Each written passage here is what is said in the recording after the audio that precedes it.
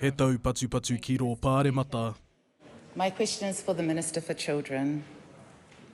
Was she aware of the reported increase in kids in state care with complex needs and disabilities being housed in motels, sometimes with untrained staff, before the Aroturiki Tamariki Experiences of Care in Aotearoa 2024-2025 report? If not, why not? I have asked Oranga Tamariki about the serious allegation in the member's question of kids being housed in motels with untrained staff, and they've been unable to identify what the member is referring to. If the member has evidence of this occurring, I would strongly encourage her to provide this information so it can be addressed and we can make sure that kids are safe, rather than waiting to raise it in the House. Mō Oranga Tamariki me tā rātou I kore ai.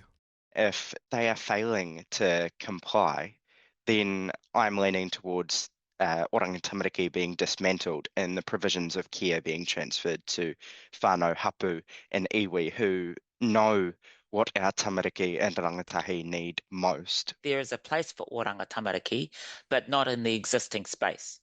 I think iwi Māori have a role to play both at the front door, if you like, the waharoa, as well as the transitioning out and working alongside of care.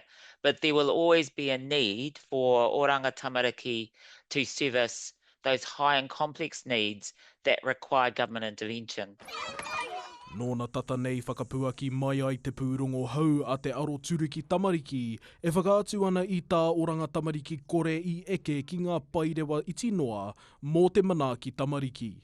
I completely understand, because as a person who dealt with the system myself, there is a lot of anger out there when you're let down. There are ways that we can champion in that space. As a survivor, it is heartbreaking that nothing has changed. And I mean, Oranga Tamariki needs to improve, and our tamariki and rangatahi in Oranga Tamariki care need to feel safe, that their voice is being heard.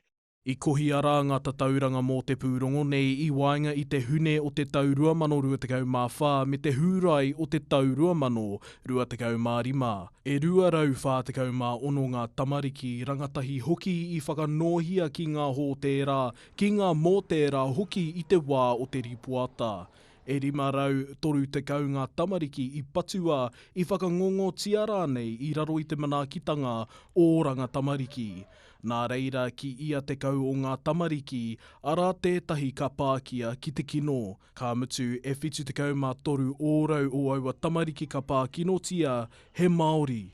Hei tā ihorangi Reweti Peters, me whakahoki atu ngā tamariki ki te manaakitanga o te Māori. Personally, yes, I think that whānau hapū and iwi should be provided with the responsibility to care for some of our nation's most vulnerable tamariki and rangatahi, and it is the right place to make sure that our tamariki and rangatahi are cared for, they are safe, and that they have the minimum standard of care. But we should actually be going further than the minimum standard of care and having the best care for our tamariki and rangatahi in Aotearoa. For us, the fruition of Te Ao Māori is the encapsulation of whānau voices and in particular children and care's voices, and we built that alongside and been enabled actually by Oranga Tamariki, because they also recognise that things need to be done and done differently, and that iwi Māori have a better opportunity to do these things rather than the Crown system. I've been speaking to iwi and hapū up and down the country as well about what their needs are to increase their capacity and capability, and many of them have spoken to me about some of those barriers.